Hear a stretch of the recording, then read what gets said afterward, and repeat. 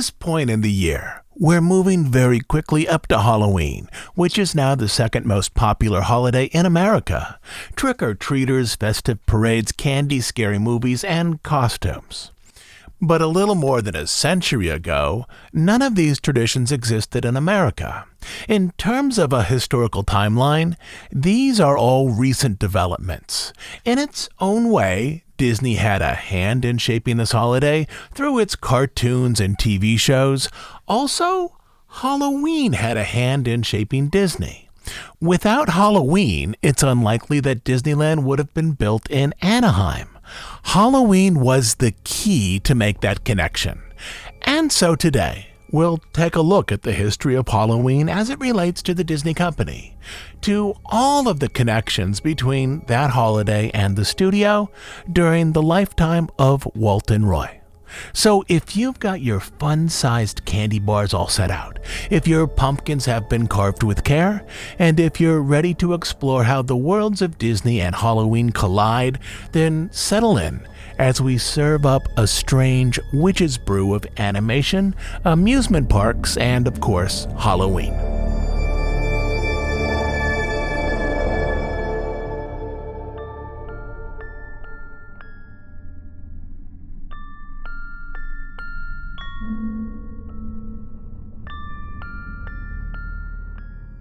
Let's start with Halloween itself. Halloween has long roots in Europe, to Celtic religious celebrations and later to the Catholic tradition of All Souls' Day. But these traditions weren't immediately taken up in America, as early Puritan settlers wanted to distance themselves from both pagan traditions and those of the Catholic Church. Halloween mostly got a foothold in America in the mid-1800s when a new wave of immigrants left Ireland to escape famine and settled in the U.S., bringing with them the traditions of their homeland. These traditions included stories about the dead and spirits returning at the end of the fall harvest season. But beyond these stories, the Irish had traditions where kids carved up faces in turnips or gourds to scare off travelers. This would be an early version of what later became the jack-o'-lantern. Other immigrants also had traditions whereby they would play Halloween pranks on neighbors, taking down a gate, painting an image on a fence, or soaping up windows. One unique prank was to light celery on fire, which produced a lot of smoke, and then holding that lit stalk next to a neighbor's front door so the smoke, entering through a gap or perhaps through the keyhole, filled the front room with haze. The tradition of pranking or tricking was taken up by American children, mostly boys, who used Halloween as an excuse to cause mischief. Some of these pranks were minor, but others approached the level of vandalism, with windows broken, gates busted off their hinges, outhouses tipped over, and livestock let out to wander the fields.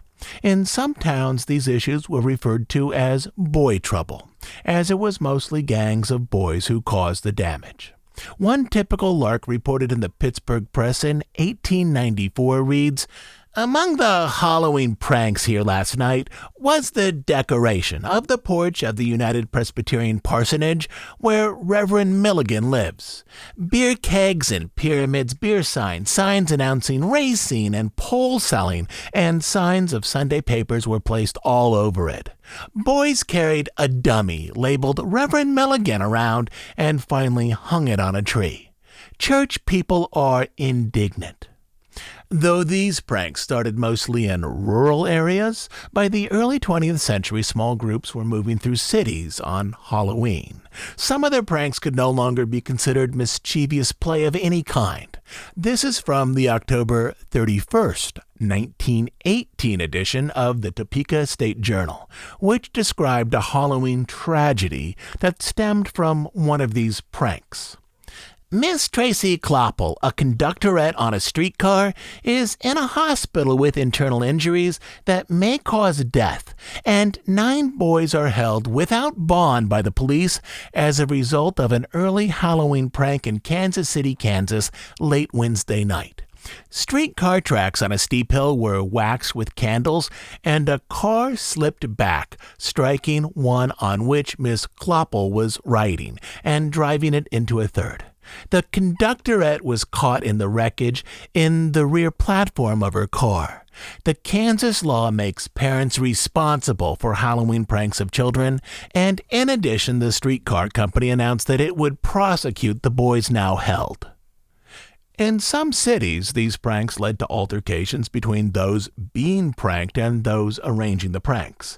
In one such case, a businessman who was tripped with a wire fitted across the sidewalk after falling took out a revolver and shot one of the young men who had set the trap. To better occupy kids on Halloween, cities started to have neighborhood or even citywide parties trying to attract kids with games, treats, and often parades. Some were arranged by the city itself, others were arranged by civic groups and churches. Some were simply arranged by parents in neighborhoods, where one house might offer musical entertainment, another might help kids make an easy costume, and yet another might provide snacks or treats. These treats were nothing like those commercially produced packets of candy that are now distributed at Halloween. The treats back then might include apples, nuts, homemade cakes, and donuts. But in this are the early beginnings of an American holiday. Some easy costumes, such as ghost costumes made from old sheets, or disposable paper costumes that could be purchased cheaply at a store, and party snacks handed out at the house next door. And in terms of the timeline, this is where Disney starts to engage with some of the materials of Halloween. The earliest spooky film that the studio produced was in 1929, the Silly Symphony short The Skeleton Dance, which was a macabre musical presentation in a graveyard. With bats, owls, black cats, and a full moon, the cartoon, without specifically mentioning Halloween, touched on elements of this holiday, specifically the idea of the dead coming back to visit the living. This film was released on August 29th to large cities, which meant that as its release expanded across America, it arrived in many theaters in October, where local reporters saw it as an ideal way to get in the mood for the holiday. This is from an October 1929 newspaper in Wisconsin. If you want to get all spooked in preparation for Halloween, see the sound feature, which is part of the program at the Owl Ringling Theater again tonight. It's called The Skeleton Dance, and it's one of the funniest things imaginable, with hooting owls, black cats, and rattling bones. Likewise, the Des Moines Register said, The Skeleton Dance is a fun, spooky Halloween comedy. So, even though Disney didn't specifically create a Halloween cartoon, some reviewers quickly designated this as an ideal Halloween offering. From here, in some regions, these community parties where kids moved from one house to the next evolved into trick-or-treating. But when I searched newspaper databases for the term trick-or-treat in the early 1930s, references to this phrase showed up only in a few states, also in Canada. In fact, Canada was the primary place where this term showed up, suggesting that its presence there was larger in the 1930s than it was in the States. In the States, the term does show up a little in California and also in the Midwest. When it does appear, it's often in an article in which the reporter is explaining to readers how this new idea of trick-or-treating actually works. And again, the civic strategy here is to occupy kids and teenagers on Halloween so they aren't driven to mischief. These articles typically pointed out that this trend was slowly growing among young Americans. The following is from a 1933 newspaper article published in California, explaining that keeping treats on hand is a way to discourage kids from vandalizing your property. If the threat is hurled at you tonight by a bunch of goblins, you had best be ready with a treat. Otherwise, dire things may happen to you.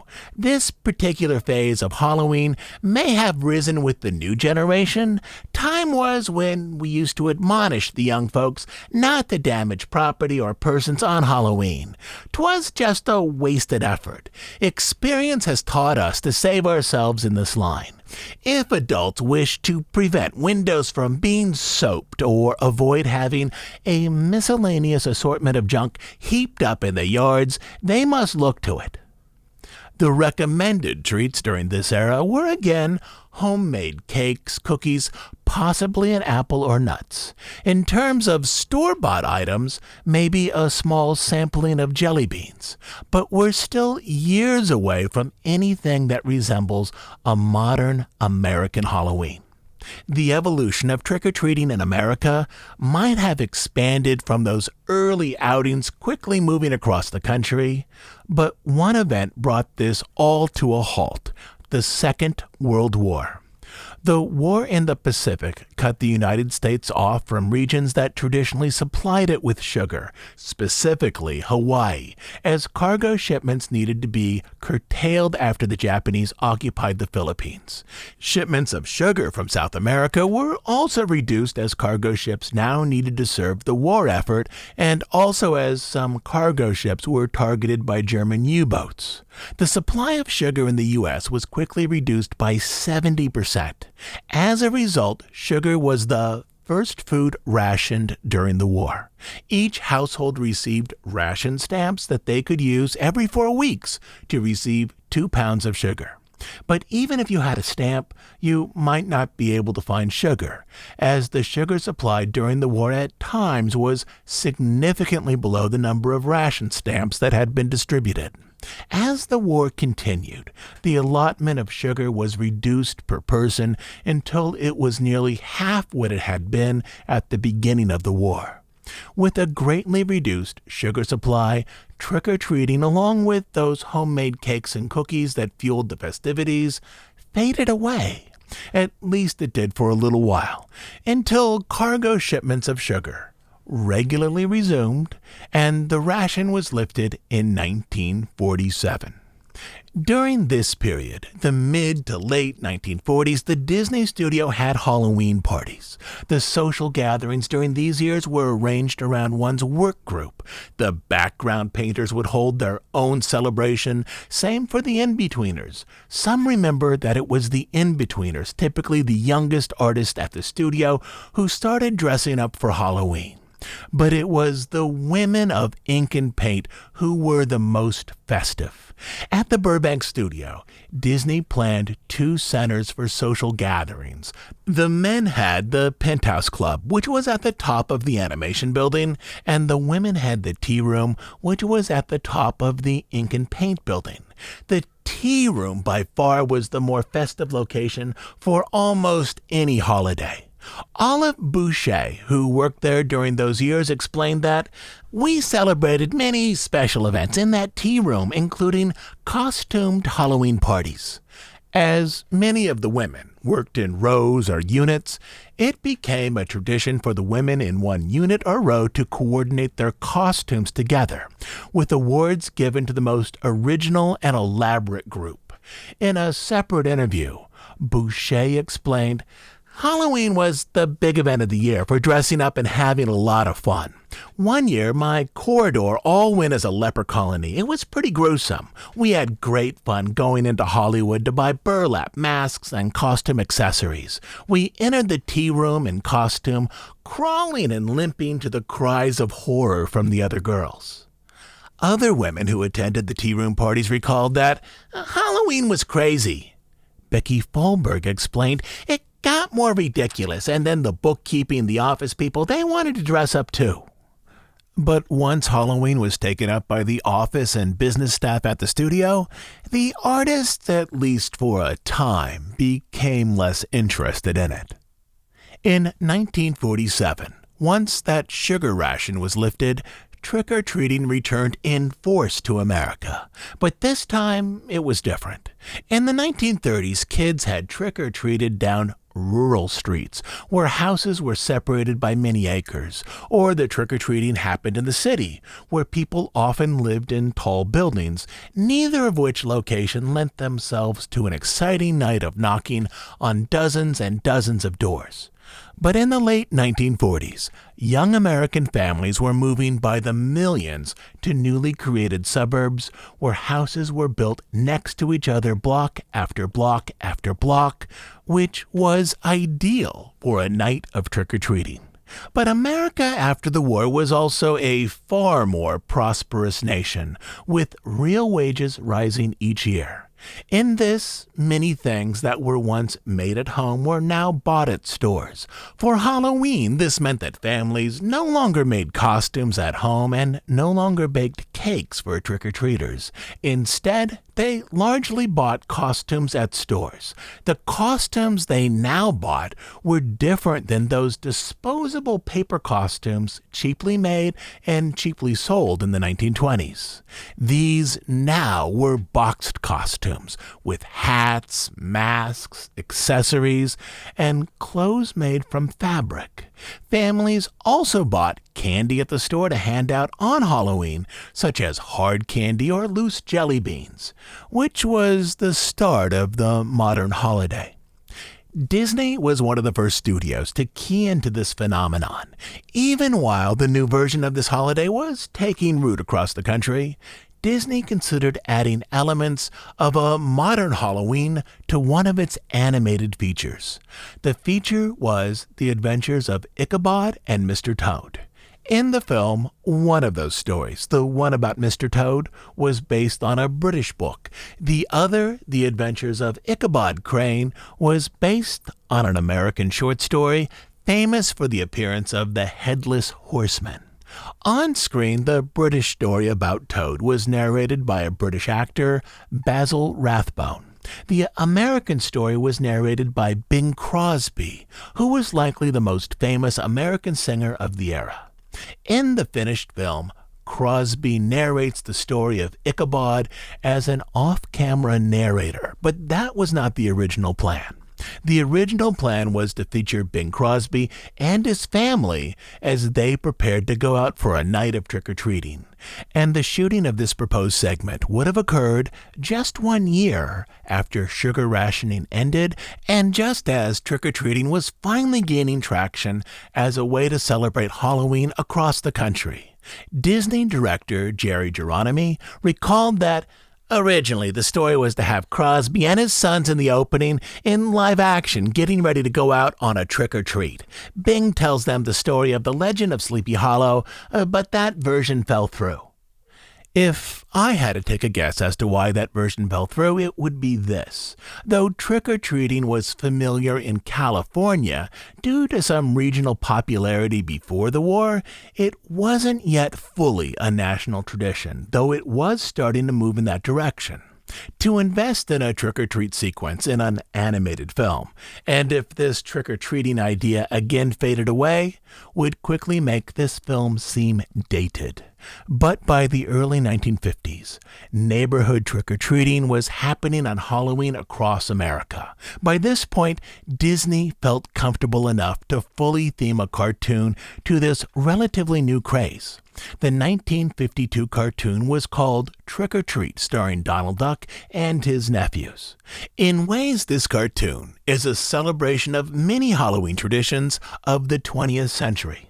The cartoon starts with the image of Donald Duck quickly painted with whitewash on a fence. This is the exact type of Halloween vandalism that had moved across America at the start of the century. This image then crossfades to a title card that has the phrase Walt Disney, Donald Duck, but these words too had been recently painted on a fence, with the paint still dripping down below the bottom of each letter. After some pre-cartoon credits, the film focuses in on a house window on which someone has recently painted or soaped the words Trick or Treat, which is the title of the film. The story focuses on Donald's nephews out for trick-or-treating in their neighborhood. They are each dressed in what are almost surely sophisticated store-bought costumes, which would have been a relatively new occurrence in 1952. One as a devil, one as a witch, and one as a ghost. Well, maybe the ghost costume could have been homemade, but the other two have all the components of a store-bought boxed costume package. On their way to Donald's house, they pass Witch Hazel out for an evening ride on her broom. But the custom of trick-or-treating is so new in this neighborhood that Witch Hazel doesn't initially understand what the three boys are trying to do. Once she figures it out and then sees how Donald has put exploding fireworks into the nephew's bags instead of candy, she offers to help the boys to get the treats she feels they now deserve. To do this, she creates a witch's spell that places other objects or other characters under her command. Before spraying it on Donald, she tries it out on a few inanimate objects, all of which reference the most common types of Halloween vandalism from the early part of the 20th century. She sprays it on a paintbrush so that it leaves a strip of green on Donald's white house. She then sprays it on fence posts so that the fence entirely comes apart, and she sprays it on a gate so the gate removes itself from its hinges. She then applies the brew to Donald, which through some musical antics eventually gets the kids their goodies, which are a combination of fruit and individually packaged hard candy such as lollipops. Though a few companies were making miniature candy bars in the early 1950s, junior or fun-sized candy bars weren't widely produced until Mars Incorporated, that's the company that owns Snickers, M&M's, Three Musketeers, and many others, started producing them for Halloween in 1961. But in 1952, Walt was among the first to feature trick-or-treating on screen, as though he somehow sensed that this would not be a short-lived fad and that perhaps this Donald Duck cartoon would seem current for many years to come. The short was released on October 10, 1952, clearly timed as a Halloween offering. The release was supported with a comic book which was based on the film and with a children's record which included the song also called Trick or Treat from the film.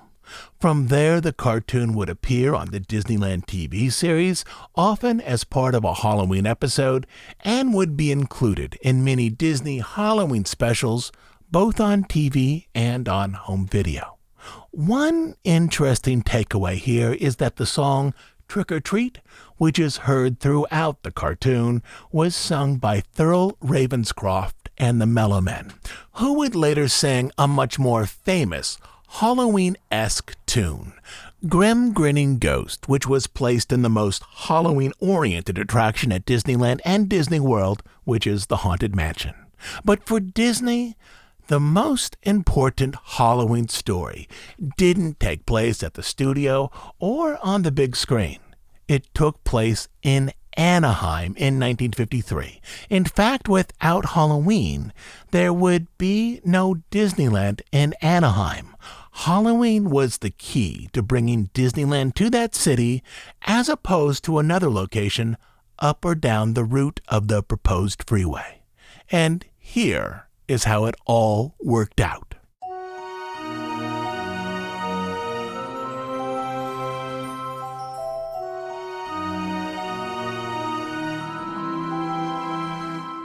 By the middle of 1953, Walt was actively looking for a place to build his amusement park. His initial plans to build it across the street from the studio had been foiled when Walt couldn't convince the city of Burbank to lease additional land space to him to create a parking lot.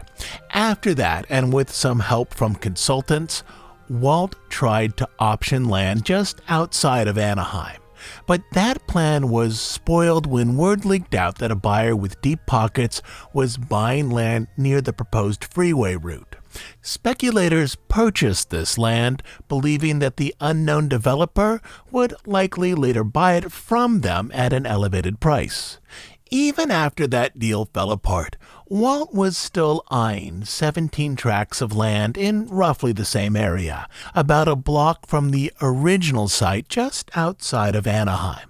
Also at this point, he was starting to realize that he and his team, which was largely made up of artists, didn't have enough information about land rights in this unincorporated section of Orange County to know with absolute surety that they would be able to build an experimental amusement park there. They needed information on how to rezone the land from agricultural use to land approved for an amusement park before pursuing the Anaheim area as an option for Disneyland. But Walt didn't want to confide in outsiders about his plan, as this might lead to another round of speculators buying up land that interested Disney in the hopes that they might make a quick buck. The problem, quite simply, was that Walt needed information, but he had no real means to get this information without revealing his overall plan. Then Walt and his team had a little bit of luck, or at least what they believed was luck. A few months earlier, the city of Anaheim had requested help from the Disney studio to expand its annual Halloween parade, making it the centerpiece of a multi-day festival designed to put Anaheim on the map. This was the exact type of city-sponsored Halloween party and parade that had become very popular in the U.S. during the 1920s and 30s. Only as similar events in other cities faded in popularity, as trick-or-treating became the centerpiece activity for the post-war Halloween holiday, the Anaheim event grew in popularity. In Anaheim, residents enjoyed both a Halloween festival and trick-or-treating. The city was the center of Halloween festivals for all of Orange County. Disney agreed to contribute floats to the parade, beautifully decorated platforms that would include scenes from Snow White, Pinocchio, and Peter Pan. This offer quickly expanded, though, to include an entire parade unit with 6 floats total, as this event would be an excellent way for a Disney representative to talk with city officials without those officials realizing their actual goals. Animator Roy Williams would draw up plans for the parade unit dubbed Walt Disney's Fairyland.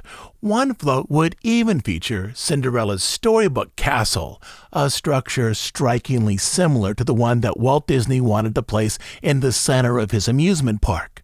The parade would not only be a goodwill gesture, but also a stealthy preview of the type of dimensional entertainment that Walt wanted to permanently bring to the region.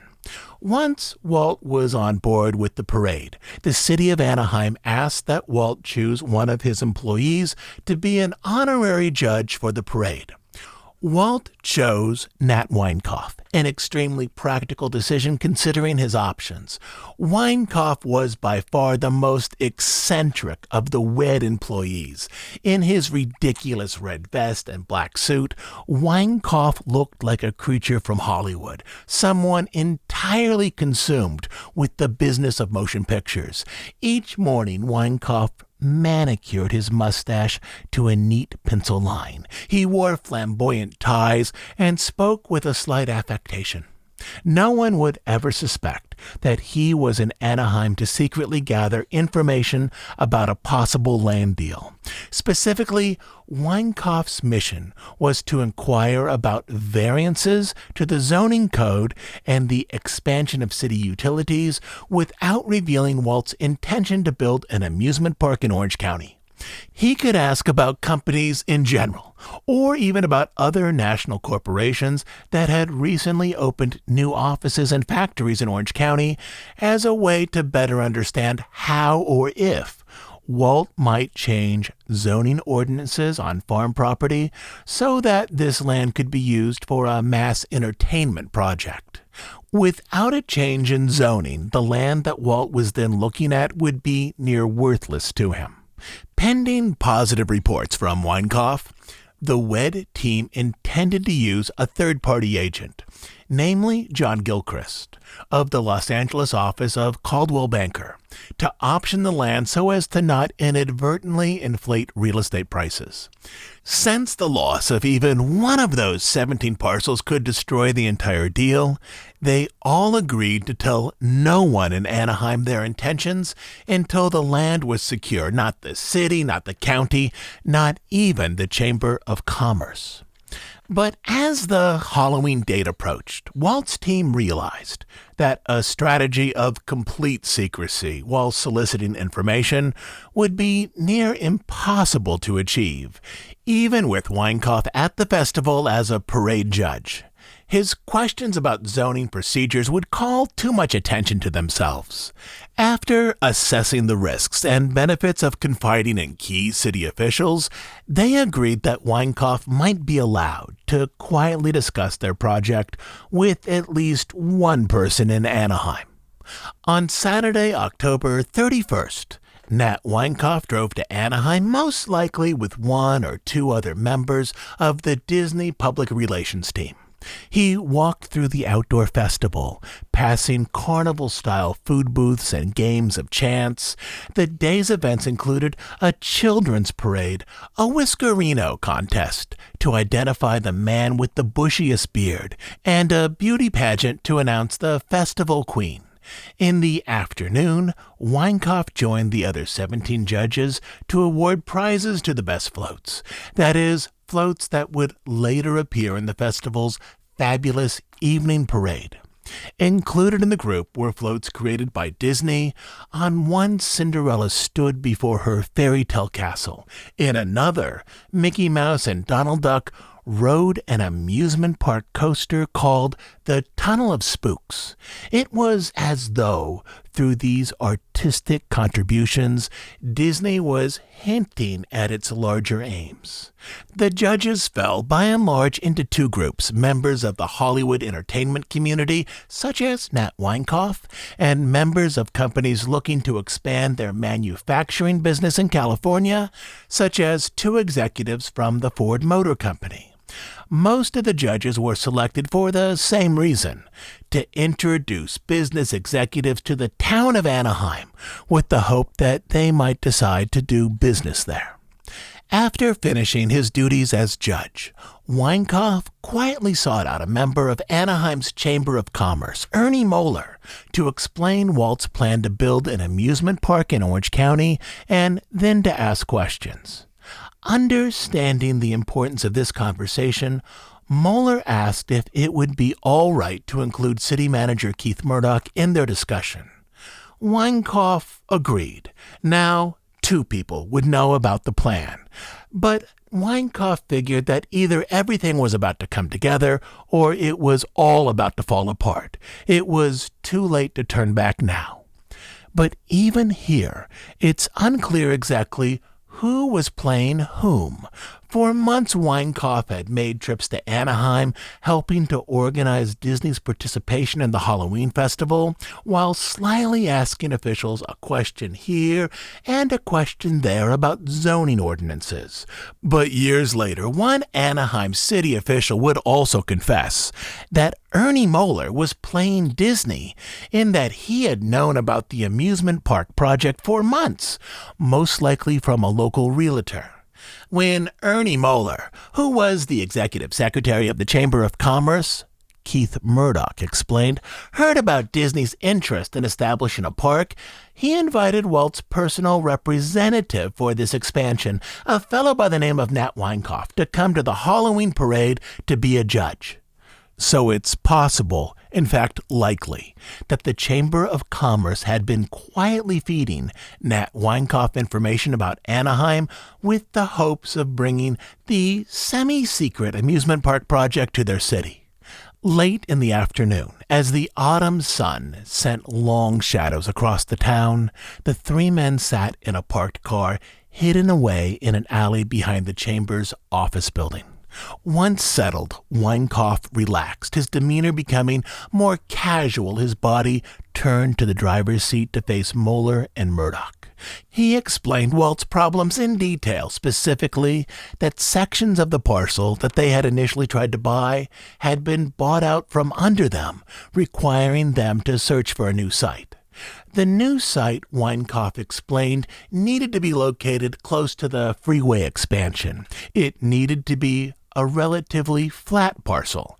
As Walt intended to build a lake on it large enough for a steamboat, it also needed to be free of electrical lines and other tall structures, allowing Walt a clear shot to send television signals from the park to the signal antenna atop Mount Baldy.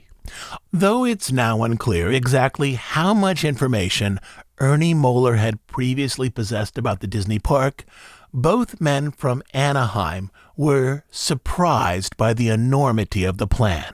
Moeller and Murdoch agreed to search for other possible sites within or near the city limits and report back to Weinkauf in a couple of days. We outlined 2 likely sites, Murdoch later wrote, which met Disney's criteria about 160 acres near to and accessible from a freeway. One was along the west side of Euclid, north from Ball Road. The other was bound by La Palma, Magnolia, Crescent, and Gilbert. Both sites were mainly orange groves with few buildings. The following Saturday, Walt, along with Dick Irvine and Nat Weinkauf, drove to Anaheim in a family-style station wagon to view the sites with Moeller and Murdoch. Murdoch took them down Euclid to the first site, though along the way they passed a cemetery owned by the Los Angeles Diocese that had fallen into disrepair. Weeds across that property grew waist-high and nearly covered some grave markers. Walt viewed the cemetery with disappointment, lowering his eyebrows and shaking his head.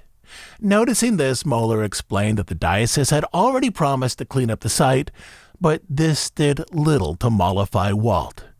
"I wouldn't bring my guests past this for love or money," Walt said. Without even stopping to consider the area, he asked, "Do you have another site?" "Yes, we do," replied Murdoch. The next site, located on La Palma Avenue, pleased Walt, a large tract of land with orange trees and other produce. The land appeared flat and held few structures. They parked on a strip of bare dirt beside an orange grove. Once outside, they walked down dirt avenues between rows of trees. Moeller indicated that the owners would most likely be cooperative and willing to sell at a reasonable price. Excited again, Walt took his men out to a celebratory lunch, though the only restaurant he knew in the entire area was the famous fried chicken diner at Knott's Berry Farm. Over lunch, Walt spoke in a soft, enthusiastic tone, describing how his park might appear on that piece of property. At a nearby table, however, sat a local realtor who understood enough of Walt's conversation to discern roughly where this new amusement park would be situated. The following day, while Walt was developing a strategy to secure this new site, this realtor quietly approached landowners and explained that a large company was interested in their land and obtained listings on some key parcels. When Disney found out about that action, Keith Murdoch recalled, he was infuriated. He was already a little touchy because of the loss of the original Ball Road site, and so when the second one was lost in much the same manner, he would have no part of it. He decided not to proceed. In years to come, Walt would rarely talk about this second site for his amusement park, presumably embarrassed by his mistake and continued naivete. But once, when directly questioned, he explained to a local reporter, "We found one track in Anaheim, but when people found out what it was for, the price went up." With the initial Ball Road and also the La Palma sites now lost, Disney and his research team decided to investigate other locations near Anaheim. Though a site in Santa Ana had ranked high on an earlier list of possible locations, Nat Weinkauf specifically recalled, "We then shifted to Garden Grove," where the team began to consider sites with slightly higher land values. Back in Anaheim, Keith Murdoch and other city officials weeks after the Halloween festival had finished, continued to search for an alternate location so as not to lose Disney's amusement park to another city. The effect of the leakage of the well-kept secret at Knott's, Ernie Moeller later wrote, and the threat of competition for the location of the amusement park elsewhere acted as a catapult for my office, became more resolved than ever to hold on to the most promising prospect of putting Anaheim on the map and establishing a sound economic base for the ascending and inevitable growth and transformation from a small, quiet, agricultural-oriented settlement into a robust, dynamic city. For the Anaheim team, the big break came a couple weeks later, when after church one Sunday, Keith Murdoch was sitting alone in his office, staring at an area map tacked to his wall, which identified all of the land parcels in northern Orange County, as well as their exact acreage and the names of their owners. I kept looking at that doggone map, Murdoch remembered, thinking, where can we locate it? By chance, he happened again to study the original Ball Road site, located just outside of city limits. And as he did, he realized something important about the property. The land speculator had only purchased 20 acres, leaving a great deal of the original site available to Disney. His eyes followed the property line south, noting again that the original site ended at Cerritos Avenue. But on the other side of Cerritos Avenue, he found more family farms, most of which he thought could be purchased for a fair price. Then it occurred to him. The county would only need to close Cerritos Avenue to interest Disney in this area again, because the land was just outside of the city limits and located in the unincorporated territory. City officials didn't have jurisdiction to close the roads by themselves, but Murdoch was fairly sure that county officials would agree to close that section of the road so long as Disney owned all of the surrounding land. Consulting a book on municipal law, he read the procedures required to close a section of a county street, only to discover that he had been correct. If Disney owned all of the surrounding land, the county should then agree to abandon a section of street for a purpose beneficial to the region. Believing his plan had the potential to locate Disney's park on land that most likely would become part of Anaheim through annexation, he called Ernie Moeller, who excitedly agreed to call Nat Weinkauf and Dick Irvine the following morning. That week, Moeller and Murdoch met with Walt, Dick Irvine, and Nat Weinkauf at the Burbank studio. Using a map, Murdoch outlined his plan to create a new site for Walt's amusement park by using part of the original site combined with additional property south of Cerritos Avenue. Effectively, this new site would be located 1 block south of the original Ball Road location. Guarded but interested, Walt asked, "Can you do that?" Murdoch then explained the procedure to close a portion of a street located in an unincorporated section of Orange County. Walt studied the map, tilting his head before turning his attention back to Moeller and Murdoch. "If you can close that street," he said, "we've got a deal." Walt extended his hand, and with that the men assembled there began to smile. On the basis of Murdoch's presentation, Walt was drawn back to Anaheim, specifically to 14 family citrus, walnut, and sweet potato farms along the proposed route of the new interstate freeway, a site that was very close to the one he had originally pursued. And with that, the Disney team was now back on track to create a park in Anaheim, but without Halloween and the Anaheim Halloween Festival, Disneyland could have very easily ended up in another city, such as La Mirada or Santa Ana. But with this, Disneyland would now, after considerable work, be built in the location where it still exists today. And that is our Halloween episode. How Disney contributed to the story of Halloween and how Halloween contributed to the story of Disney. So next time you're watching Donald Duck in Trick or Treat, notice those references to early 20th century Halloween vandalism that are placed throughout this musical cartoon. And the next time that you're wandering through Disneyland, take a moment and consider that without Halloween, you might now be wandering through a slightly different version of Disneyland that was built in a slightly different California city. As a production note, the story about Nat Weinkauf and the Anaheim Halloween Festival was adapted from my book, 3 Years in Wonderland, which tells the story of the creation of Disneyland in the mid-1950s. I hope the holiday is good to you and your family, and until next Sunday, this is Todd James Pierce.